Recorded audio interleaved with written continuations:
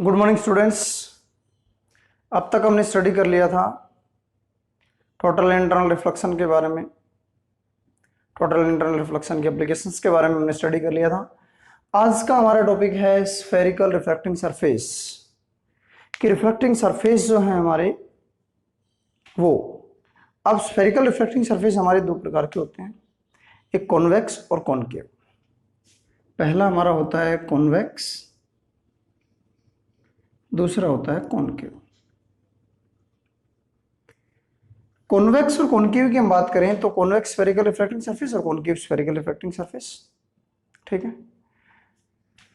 जिसका बाहरी हिस्सा उभरा हुआ हो वो कॉन्वेक्स,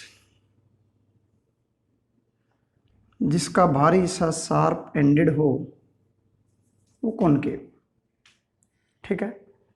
ओके, यहां पर हम बात करें तो ये मिड पॉइंट यहां पर पोल होगा,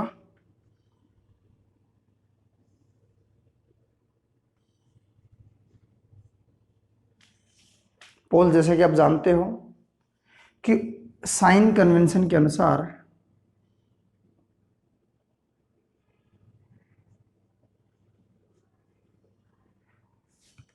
all distance are measured from pole, पोल से मेजर होते हैं। In the direction of incident ray,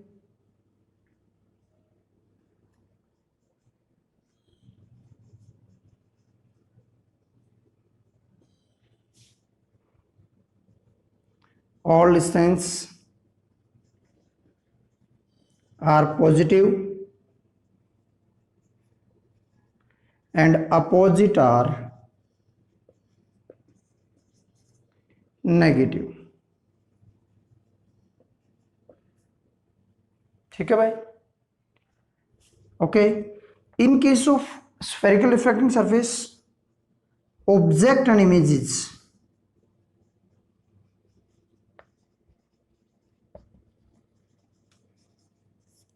are taken point object and point image,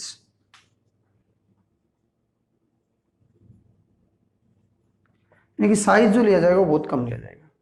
एक हम बात करते हैं इसकी सेंटर ऑफ कर्वेचर की।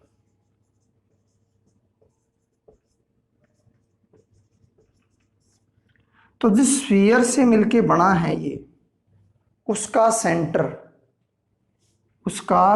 जैसे यहां सेंटर होगा तो वो कहलाएगा सेंटर ऑफ कर्वेचर, और ये कहलाएगी रेडियस ऑफ कर्वेचर।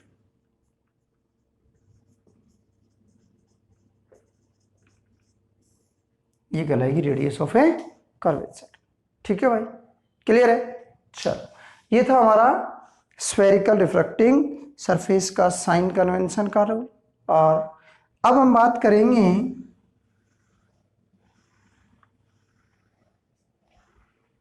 रिफ्रैक्शन। क्या डिस्कस करेंगे?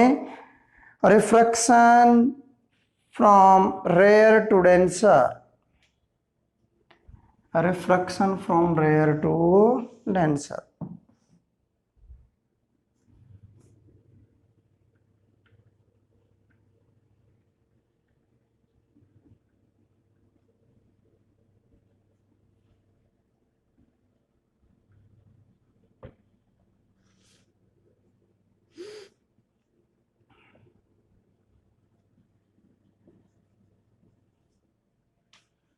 ठीक है भाई, refraction through a spherical reflecting surface, condition क्या है? Point number first, rare to denser, ठीक है, from convex surface, convex surface, ठीक है भाई। तो ये हमने एक कॉन्वेक्स रिफ्रैक्टिंग सरफेस कंसीडर कर लिया।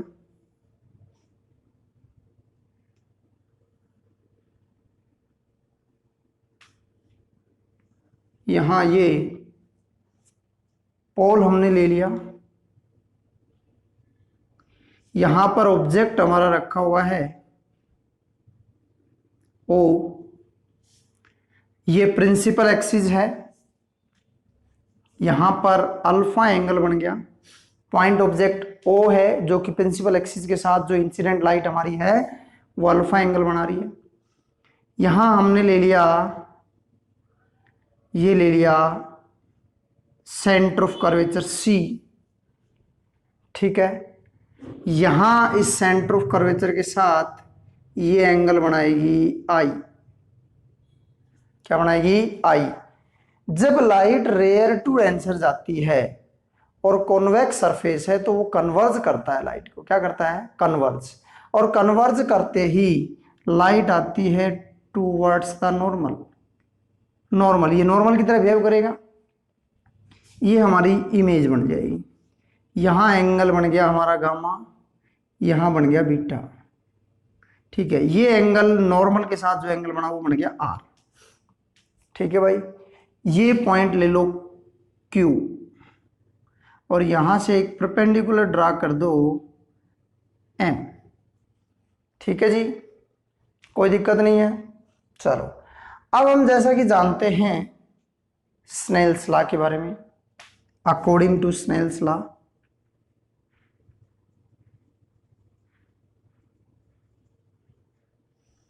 म्यू, इसका रिफ्रैक्टिव इंडेक्स म्यू 1 ले लो, इसका म्यू 2 ले लो, is equal to mu 2 upon mu 1 that is equal to sine I upon sine R, यही होता है, ठीक है। इसको इक्वेशन नंबर 1 मान लो। यहां से mu 2 sine r that is equal to mu 1 sine i. Equation number 2, if angles are smaller then sin I is equal to I and sin R that is equal to R। इस R को ये symbol ले लो क्योंकि हमारे पास gamma है दूसरा, तो ये R ले लिया मैंने ऐसे, ठीक है। यहां से mu 2 r that is equal to mu 1 i, ये इक्वेशन ले लो थर्ड।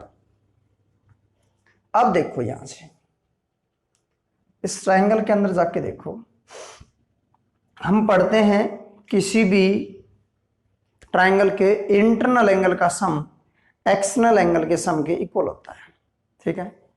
तो मैं ट्रायंगल ये ले लूं O Q C, O Q C alpha plus gamma is equal to I, internal angle है ना, दोनों इंटरनल है। From triangle O Q C ये वैल्यू आ जाएगी I is equal to alpha plus gamma. Equation number 4, यहां से हम बात करें तो हम लेके चले अगला, from triangle C Q I, C Q I value आ जाएगी, इंटरनल एंगल है इस ट्रायंगल में बीटा और आर, एक्सटर्नल है gamma, beta plus R is equal to gamma, तो R is equal to gamma minus beta, ठीक है भाई, कोई दिक्कत नहीं है। चलो यहां से वैल्यू आ गई हमारी, ये इक्वेशन नंबर 5, ठीक है। अब ये वैल्यू आई की यहां रख दे और आर की, ये म्यू 2 था भाई, तो वैल्यू आ गई mu 2 into gamma minus beta और mu 1 into alpha plus gamma, ये इक्वेशन नंबर 6 आ गई। सॉरी बेटा, सॉरी, इक्वेशन नंबर 6 आ गई भाई। अब इक्वेशन 6 आ गई तो देखो आपने पढ़ा था कि angle is equal to arc upon radius, तो ये एंगल हो गया, इसके सामने ये आर्क होगी, आर्क और रेडियस, ये रेडियस हो जाएगी, ठीक है भाई। या आप इसको अल्फा बीटा गामा को टेंजेंट लेकर के टेंजेंट ड्रा कर सकते हो। तो from triangle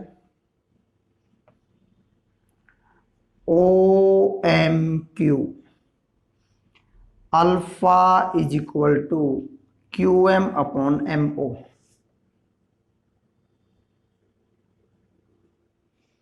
seven number, from triangle C M Q beta sorry gamma is equal to किसके बोला जाएगा, Q M upon M C. Equation number 8, from triangle I M C beta that is equal to Q M upon M I.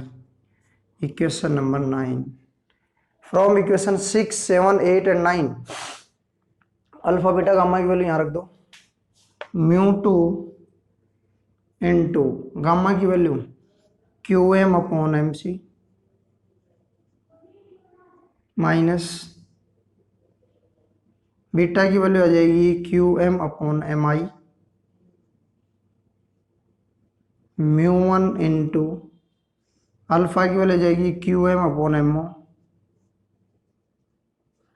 Minus plus Q M upon M C. Q M common आ रहा है, mu two into Q M 1 upon M C minus 1 upon M I mu one 1 upon ये Q M common आएगा 1 upon M O plus 1 upon M C. Q M से Q M cancel. If point M lies near to a P, then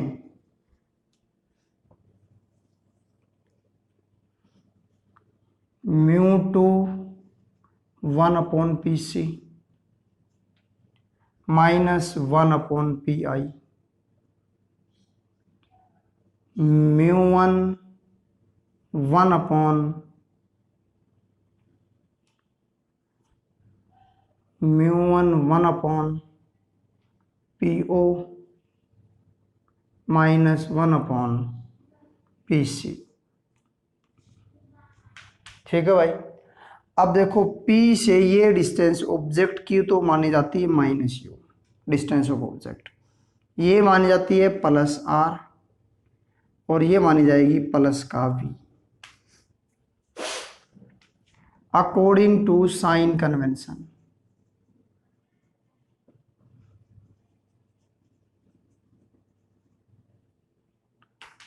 PC is equal to plus R, PI is equal to plus V और PO is equal to minus U। ठीक है भाई, रख दो mu two into 1 upon R minus 1 upon V is equal to mu one into 1 upon minus U plus minus 1 upon R. अंदर multiply कर लो mu two upon R minus mu two upon we mu one upon U minus का minus mu one upon R. इस R को एक तरफ ले आओ, mu two minus mu one R और R minus mu one upon U plus mu two upon we.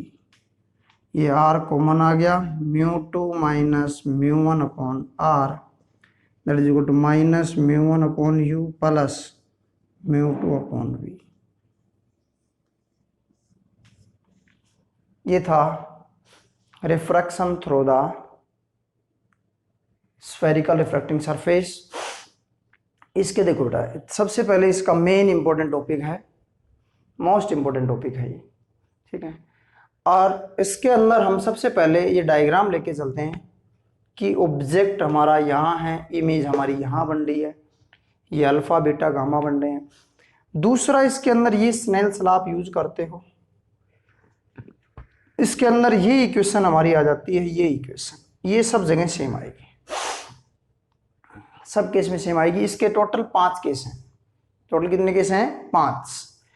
5 case हैं। इसके अंदर चेंज होगा ये वाली चेंज होगी, आई की वैल्यू और आर की वैल्यू। दूसरा चेंज होगा ये आर, यू और वी, ये तो माइनस रहेगा हमेशा, ये प्लस माइनस हो सकता है, ये प्लस माइनस हो सकता है। 3 चीज चेंज होगी। सेम प्रोसेस है, 5 केस हैं, 5 के 5 केस 5 केस हैं आपके, ठीक है। 5 के 5 केस में सिर्फ ये वैल्यू चेंज होती है, प्रोसेस सेम है, ठीक है। कर लोगे? Okay, have a cheerful day.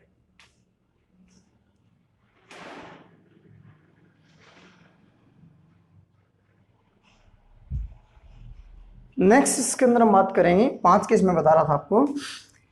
ये इमेज बनी रियल, अगर इमेज बनेगी विर्चुअल तो बिहाइंड द ऑब्जेक्ट बनेगी। कहां बनेगी? Behind the object. तो ये केस आप देखो, ये वाला,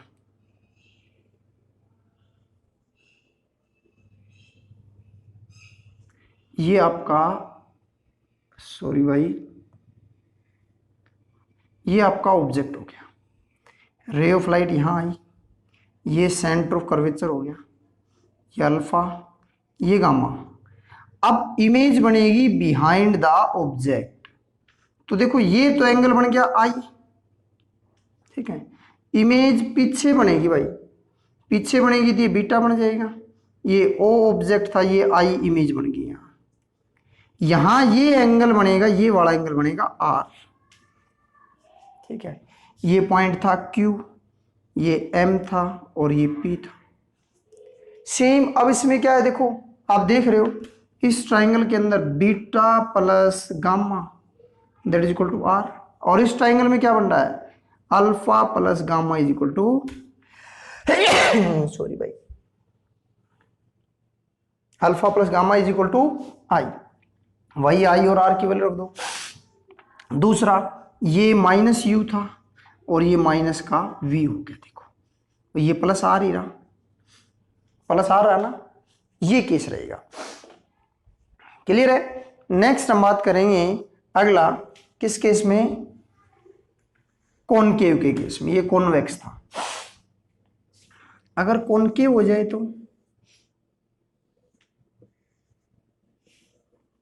देखो, हम बात करें तो यहां पर हम लेके चलें तो हमारा यहां पर ये ऑब्जेक्ट लाई कर गया भाई, ठीक है। ये सेंटर ऑफ कर्वेचर यहां मान लिया मैंने, यहां ये centre of curvature, centre of curvature के साथ नॉर्मल बनेगा, सी हो गया, ये ओ हो गया।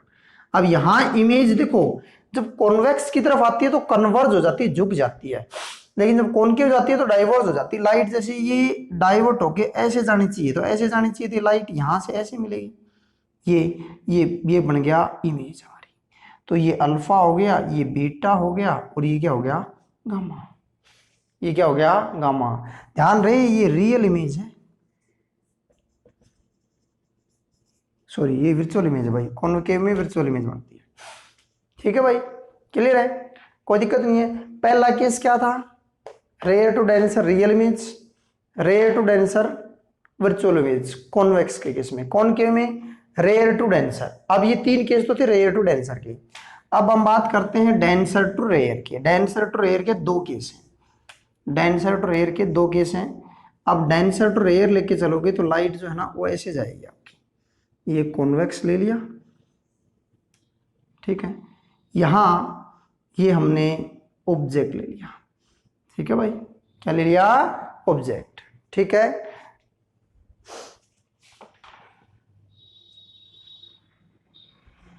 अब देखो ये ले लिया हमने नॉर्मल, अब लाइट कहां जाएगी? Away from the normal. ये एंगल बनेगा आई और ये एंगल बनेगा आर, ये अल्फा, ये बीटा और ये गामा, ये सी, ये ओ और ये आई। यहां परपेंडिकुलर ड्रा कर देंगे, ये एम और ये पी, ठीक है भाई, कोई दिक्कत नहीं है। अब तीसरा case, sorry, denser to rare में कौन सा केस करोगे? डेंसर टू रेयर में कॉनकेव का केस, कॉनकेव का केस करेंगे। तो कॉनकेव का केस क्या कहता है भाई? कॉनकेव का केस कहता है कि जो इमेज आपकी है, देखो इसमें देखो, ये ऑब्जेक्ट लेके चलोगे आप, ठीक है, तो ये आपका सेंटर ऑफ कर्वेचर माना जाएगा। ये ऑब्जेक्ट वो हो गया अल्फा और ये गामा।